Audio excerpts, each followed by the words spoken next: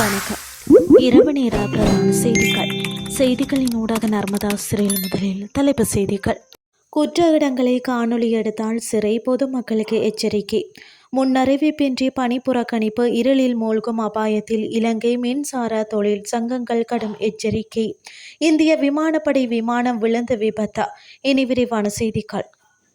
குற்றங்கள் நடக்கும் இடங்களில் ஆதாரங்களை பாதுகாப்பது மற்றும் பாதிக்கப்பட்டவர்களின் கௌரவத்தை பேணுவது தொடர்பாக இலங்கை காவல்துறை பொதுமக்களுக்கு கடுமையான அறிவுறுத்தல்களை வழங்கியுள்ளது.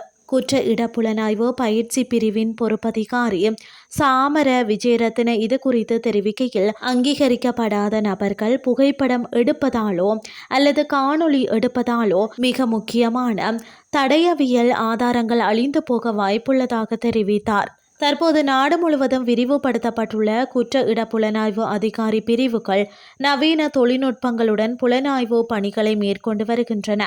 பொதுமக்கள் தன்னிச்சையாக ஆதாரங்களை தொடுவதாலோ அல்லது இடத்தை அசுத்தப்படுத்துவதாலோ இவர்களின் விசாரணை பாதிக்கப்படுகின்றது. அத்துடன் உயிரிழந்தவர்களின் அல்லது காயமடைந்தவர்களின் படங்களை சமூக வலைதளங்களில் பரப்புவது அவர்களின் தனிப்பட்ட கண்ணியத்தை மீறும் செயலாகும் என அவர் குறிப்பிட்டுள்ளார்.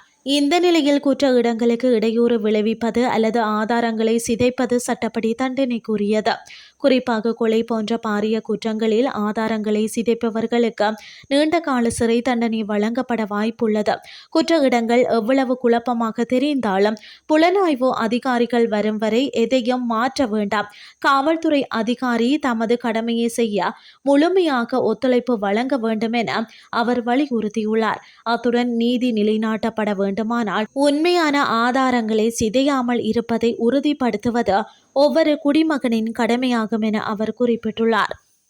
நாடளாவிய ரீதியில் எந்தவித முன்னறிவித்தலுமின்றி பணி புறக்கணிப்பில் ஈடுபட உள்ளதாக மின்சார தொழிற்சங்கங்கள் எச்சரிக்கை விடுத்துள்ளன. மின்சார சபை மறுசீரமைப்பின் கீழ் மின்சார சபை பணியாளர்களின் உரிமைகளை உறுதிப்படுத்துவதற்கு வலுசக்தி அமைச்சு நடவடிக்கைகளை எடுக்க தவறியுள்ளதாக தெரிவித்தே தொழிற்சங்கங்கள் இந்த எச்சரிக்கையை விடுத்துள்ளன.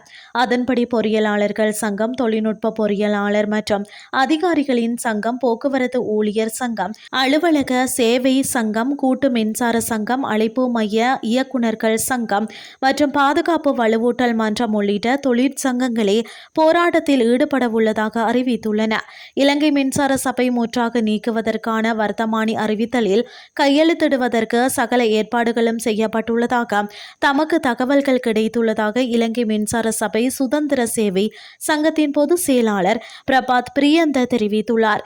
இந்த வர்த்தமானி அறிவித்தலை வெளியிடுவதை ஒத்திவைக்குமாறு வலுசக்தி அமைச்சரையும் அரசாங்கத்தையும் வலியுறுத்தியதாகவும் அவர் குறிப்பிட்டுள்ளார்.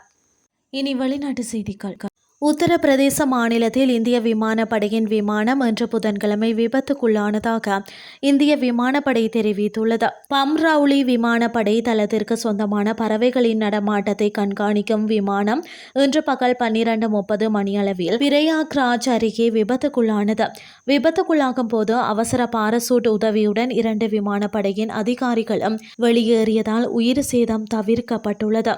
மேலும் என்ஜின் செயலிழந்ததால் விபத்து ஏற்பட்டுள்ளதாகவும் முழுமையான விசாரணைக்கு விமானப்படை உத்தரவிட்டிருப்பதாகவும் தெரிவிக்கப்பட்டுள்ளது. இத்துடன் செய்திகள் யாவும் நிறைவடைகின்றது. அடுத்து காலை 8:30 எதிர்பாருங்கள். நன்றி.